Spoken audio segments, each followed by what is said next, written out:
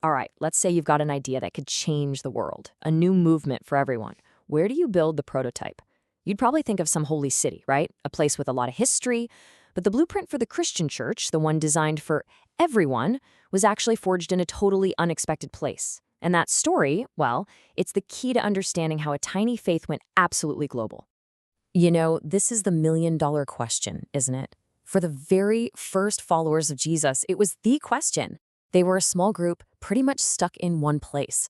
So how do you take a message from Jerusalem and get it to the rest of the Roman Empire and beyond? Well, the answer, and you're not going to believe this, starts with a total disaster. So this whole story doesn't kick off with some grand strategic plan. Nope. It starts with a crisis. The early church in Jerusalem was facing serious persecution. It got so bad that one of their main leaders, a man named Stephen, was publicly executed. But here's the thing. That wasn't the end. It was more like the Big Bang. It forced all the believers to flee. And when I say flee, I mean they scattered everywhere. These weren't tourists. They were refugees. They went up the coast to Phoenicia, out to the island of Cyprus, and a whole bunch of them ended up in the massive city of Syrian Antioch.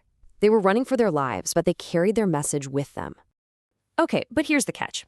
At this point, there was a pretty big limitation on their mission. These were Jewish believers, and they were only talking to other Jews. It was an in-house conversation, you know? The whole global movement idea hadn't really sunk in yet. But that was all about to change in the most unlikely place imaginable. So that scattering brings us right to the doorstep of Antioch, a huge city in Syria. And it's here, in this place you'd least expect, that a full-blown revolution gets started.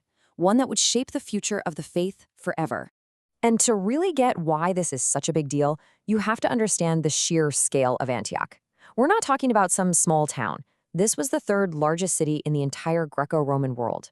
Only Rome and Alexandria were bigger. It was a powerful, bustling, and very, very pagan place.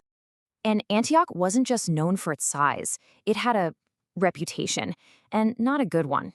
The Roman writer Juvenal once complained that Antioch was so corrupt, it was like its sewage was flowing all the way to Rome and polluting the capital itself. That's how bad people thought it was. It was basically the capital of decadence and pagan worship. And that, right there, is the incredible irony of this whole story. It was right here, in this pagan stronghold that seemed like the worst possible soil to plant anything. This is where Christianity took its single greatest leap forward. It just goes to show you, doesn't it? No situation is ever truly hopeless. So what was the big game changer? Well, some of these refugees, believers from places like Cyprus and Cyrene, did something radical. They completely broke the mold. They started talking about Jesus not just to Jews, but to non-Jews, to the Greeks. This was it. This was the first real intentional effort to cross that huge cultural and religious divide. And how did that little experiment go? It was explosive. The message just resonated. A massive number of people started to believe. So yeah, this new, inclusive approach wasn't just some minor adjustment, it was a home run. Of course, news this revolutionary travels fast. All the way back in Jerusalem, the original church leaders hear what's happening, and they're thinking, wait, what? A mixed community of Jews and Gentiles? Together? This was totally unheard of. They knew they had to send someone to go see what on earth was going on. And thankfully, they sent the absolute perfect guy for the job, a man named Barnabas. This guy's nickname was literally the son of encouragement. He wasn't some rigid traditionalist. He was known for being a good, positive, open-minded man. He was exactly who you'd want to send to check on something new and fragile, because he wouldn't crush it. His character was absolutely key to what happened next. So Barnabas gets to Antioch, and what does he see? He doesn't see a problem. He sees God's grace at work, and he's thrilled. He immediately realizes, whoa, this isn't a fluke. This is a blueprint. This is the prototype. But he knew to build this thing right, he was going to need some help. And this is where Barnabas makes a genius move. He remembers a guy named Saul, the man specifically appointed to take this message to the Gentiles. So Barnabas travels all the way to Tarsus, finds Saul, and recruits him. They come back to Antioch together and spend an entire year teaching and building up this incredible new community. And as they taught, something amazing started to happen. This mixed group of believers began to form its own unique identity. It wasn't Jewish, it wasn't pagan, it was something else entirely. And people on the outside needed a new word to describe them.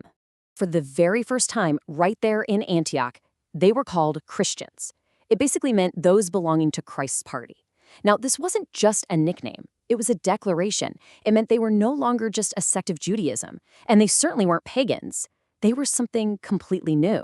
All right, so this brand new Christian community, this prototype church, was up and running, but now it was about to face its first major test, a test that would prove just how strong and authentic this new model really was.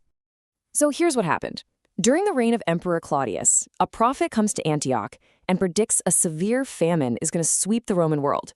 And sure enough, around AD 46, a devastating famine hits Judea, the home of the mother church in Jerusalem. So what does this new church in Antioch do, the one filled with non-Jews? Without even being asked, they sprang into action. They decided to send help. It was a totally voluntary effort, where each person gave what they could afford to support believers they had never even met. And this action is just beautiful because it shows how the relationship had come full circle.